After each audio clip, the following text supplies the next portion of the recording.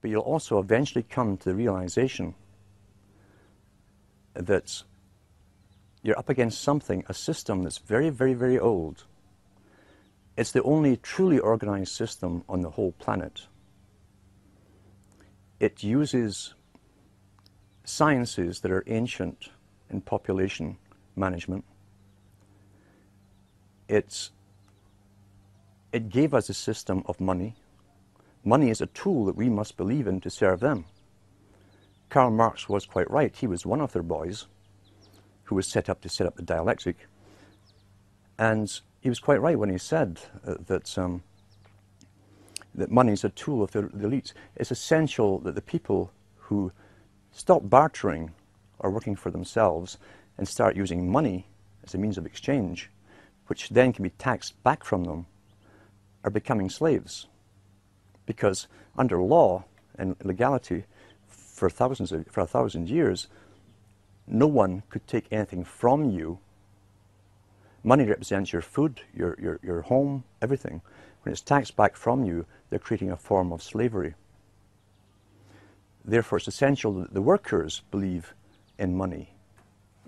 The elite have all the money in the world. They own all the resources in the world. They don't need money, but they need us to believe it's the only thing that we must use.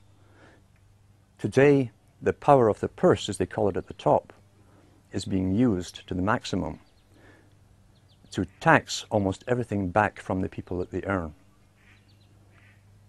You tie that in with Charles Galton Darwin in his book, The Next Million Years, where he lays out the next few thousand years, up to 1,000,000 years, for the elite and all the changes that will happen. The grandson of Charles Darwin, who again was related to the Huxleys and many others. And he said, we are in the process, in the 1950s he said this in his own book, we are in the process of creating, he says, slavery has always existed in one form or another.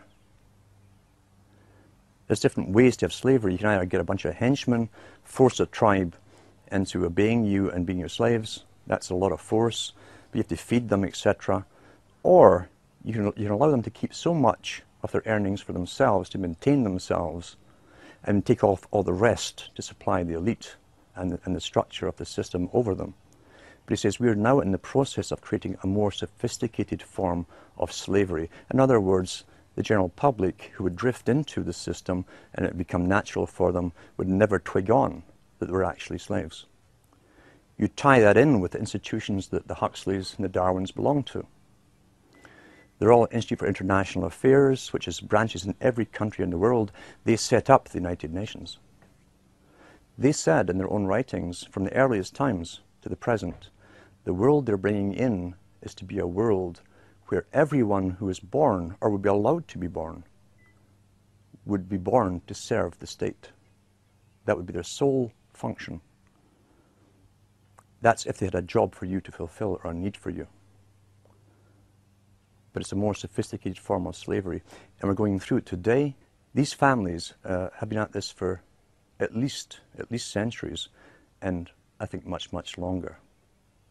Why is it that the Rothschilds come onto the scene as a revolutionary family? Why is it they suddenly could take over 5 countries with 5 sons, create central banks, or take the central banks over that already existed? And why is it that right to the present time they're in the forefront of world politics? Why is that? Why doesn't a generation of the Rothschild go off in some other direction or lose interest? You're dealing here with a specific religion. A religion and a cause, a purpose.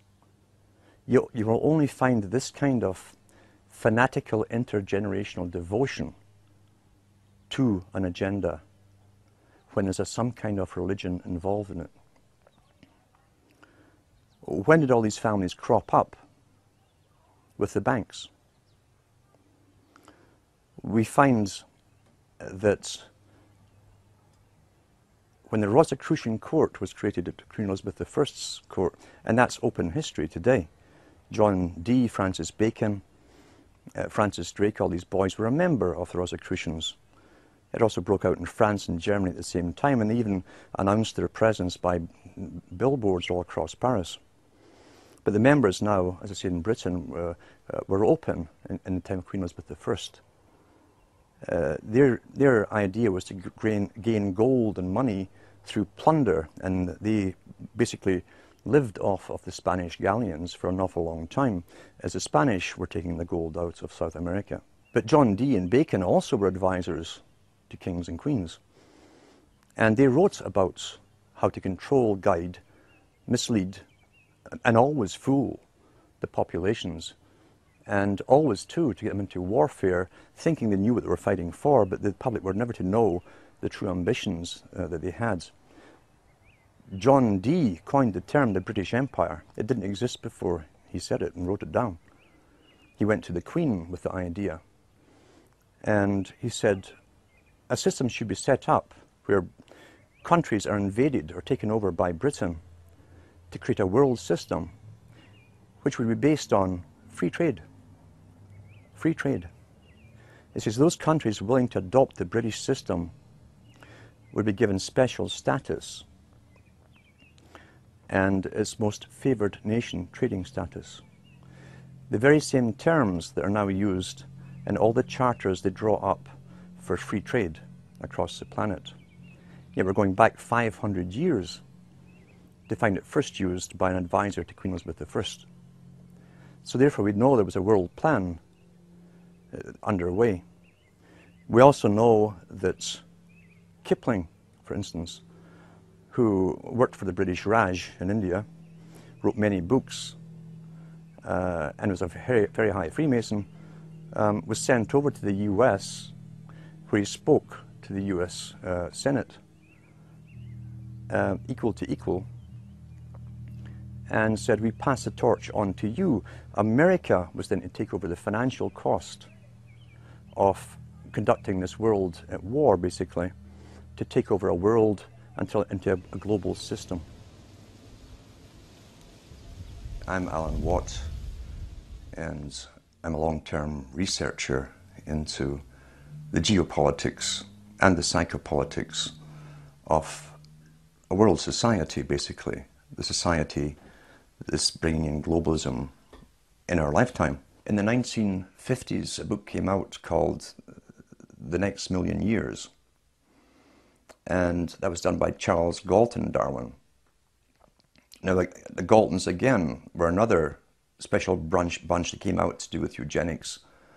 They started up the IQ tests that are now used across the world for school children to try and get the average intellect of children, classify them in grades, etc. And they then intermarried with the Darwins. So Charles Galton Darwin was the grandson of Charles Darwin. He was a physicist. Again, too, what we're talking about is what Huxley said. Huxley being the end product of selective breeding to get a scientist, then so was Charles Galton Darwin. They were bred along the Platonic lines. Plato talked about it too. And they became the scientific class. Charles Galton Darwin was a top physicist in Britain, worked on atomic energy, weaponry and so on, but he also was attached to other delegations at the United Nations, had a lot of power, was well known, given a lot of exposure on political viewpoints and social viewpoints in the media. And he came out with the book in the 50s called The Next Million Years. The Next Million Years is an astonishing book because it's an incredible boast of how an elite would literally rule the world for another million years, and how it would be done, not just could be done, but would be done. But his biggest cry throughout the whole book was that the media and educational systems would have to work so hard on the general public, even from schooling up, to get the public to go along and allow themselves to be somehow sterilized. He said that the inferiors would outbreed the superiors, and that was his greatest fear. Now, he spoke on behalf of his own establishment, his own group, so they were into eugenics. And you'll find the United States became a great laboratory for eugenical experiment. People don't really realize that. Because when many of the Albigensian descendants, the Cathar descendants, the Bogomil descendants came into the United States under the guise of Christianity, they set up their own particular eugenical experiments. The Mormons were one of them, where couples were matched up. One of the greatest experiments that's ever happened in history was the NIDA experiment, Oneida, New York, where the man who set it up was given free rein to match up men and women, not to live forever together, but only to copulate for specific offspring. Charles Darwin was involved in the experiment. The newsletter that the Oneidas set out went to also the Huxleys.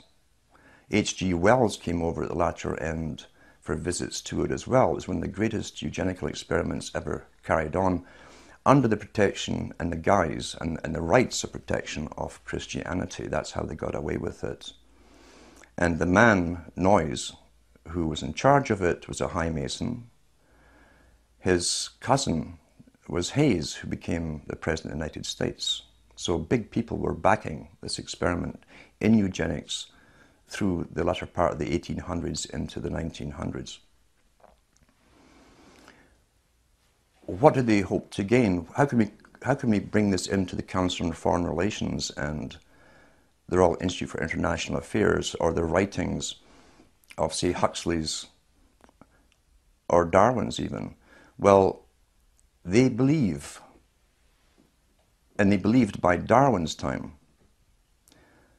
that all of the people who had the right stuff to excel in life, to acquire wealth, good, intellect, property, and keep a hold of it through generations, had already been born. Therefore, anything that came after Darwin was just chance, perhaps, or luck.